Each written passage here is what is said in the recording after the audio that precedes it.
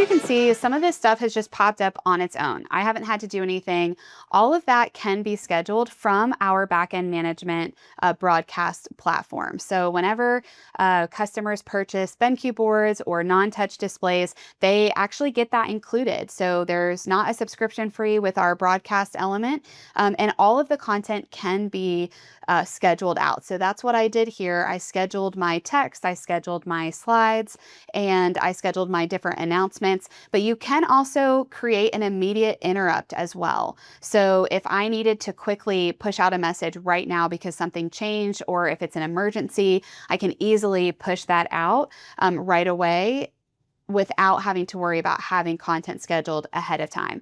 But the schedule is really nice because if you have morning announcements every day at 8:30, all you have to do is schedule it the one time. You can have it recur multiple times, and you don't have to worry about being physically at a computer to make sure the content goes. You can schedule it at the beginning of the week and everything is ready to go the rest of the week.